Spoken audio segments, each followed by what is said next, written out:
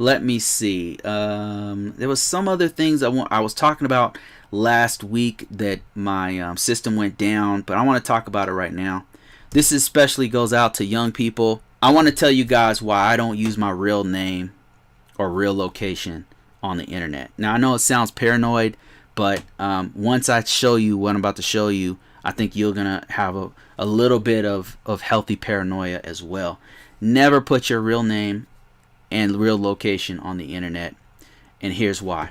If you go to this site right here, Spokeo.com, what this is it's an aggregator that pulls personally identifiable information from all over the internet, and it compiles them all into one database and one searchable database that you can find information on anyone.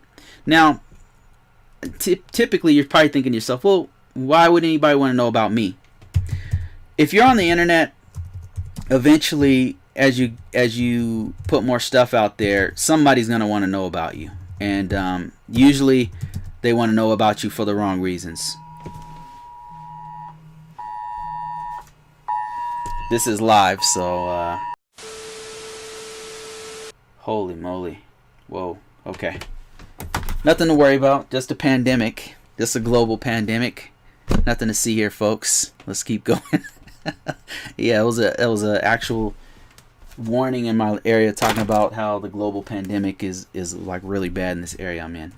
Speaking of areas, so you never want to put your real name or your location, and here's why. What I want you to do, and just follow along with me.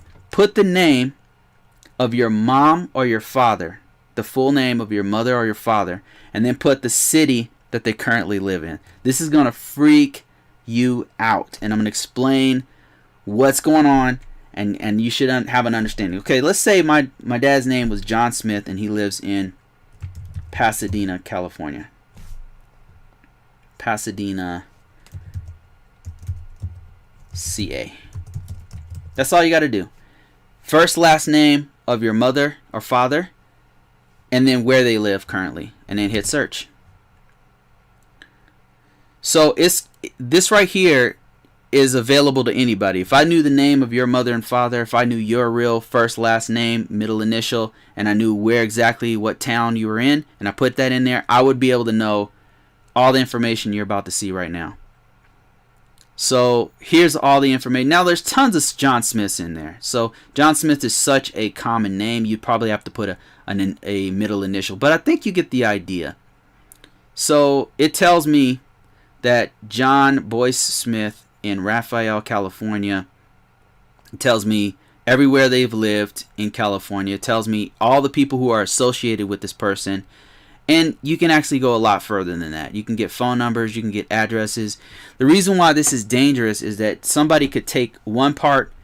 This site says a little bit, but you can go to another site such as Google and do the same thing and get even more information.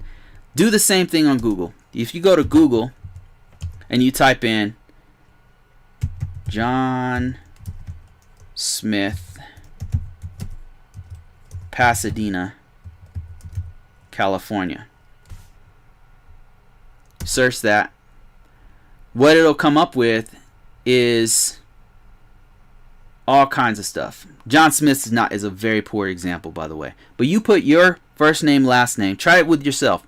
Put your first name, last name in there, and then comma, where you live. It's going to shock you. Do the same thing with your mother. Do the same thing with your father. This works in the U.S. I don't know if this works in any other countries. The U.S. is notoriously bad with privacy.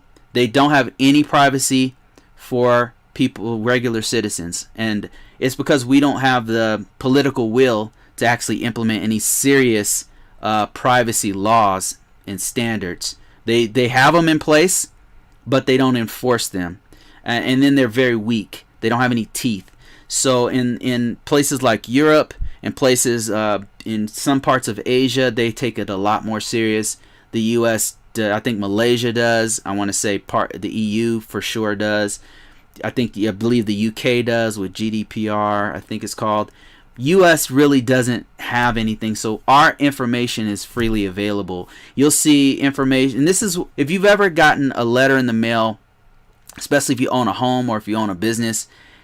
They have all your information. They know where you live. They know your first name, last name. They know probably who lives in the house with you. They have your phone number. They can send you all this information.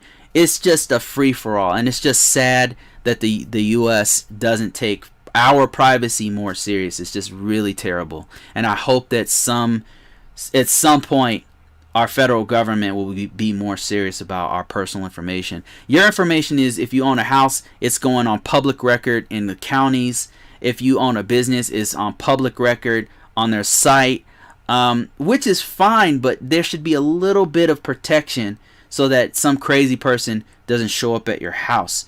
And this is why, like, what I've noticed is the more people who know me on YouTube and on social media, the more paranoid I get, because, you know, not everybody has my best interest or my family's best interest at heart. There's a lot of sweet, nice people out there and everything. The majority of the, you know, out of 1,000 people you meet, most 999 of them are going to be fine. But there's going to be one person who just hates you for whatever reason, and they're not all there. And the U.S. has some extreme issues with health, mental health issues. The problem is they don't care about it, and people just ignore it, and there's a serious problem in this country. So I'll get off my soapbox about that. I just want to let you know, don't put your real name and your location. I wouldn't put it anywhere on the internet. I personally don't do it, and I learned my lesson because there was a time when I owned a business here locally where I live in Colorado. I can tell you that I live in Colorado, and the business got popular, and people knew who I was. Like, I'd be walking in the store, and they'd be like, "Hey, there's this or that person. There he is, right there. It's Bruce. You know, how you doing, man? You know."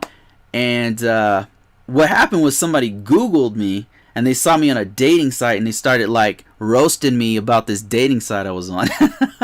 This was years ago, but it's just like I laughed at the time, but at the same time, I'm like, okay, I need to take all my information off the internet. I need to take all my so Bruce Brown's not my real name, and I don't put my real location on the internet, and it's for that very reason. You know, just a little bit of healthy suspicious, being a little bit suspicious, right? And I don't allow my kids to put their real name on there either. Just be wary of it. And even when you're putting out resumes, another thing I'll do is I'll change the last name or something. I'll put a different phone number. I'll put a Google Voice phone number.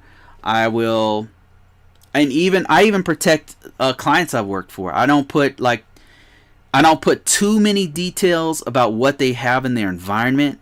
I don't give so much information that somebody could use that information to try to attack them, or you put so much personal information that they could attack me personally.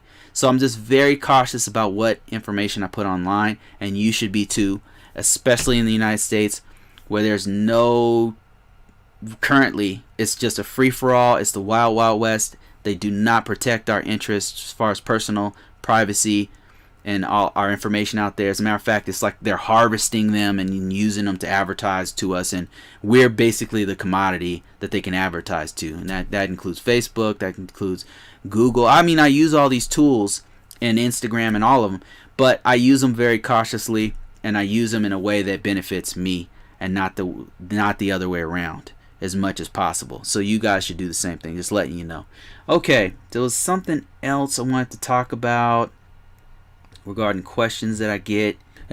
Shaw Briggs says, yeah, you have to be very careful. Yeah, I agree. You have to be careful out there.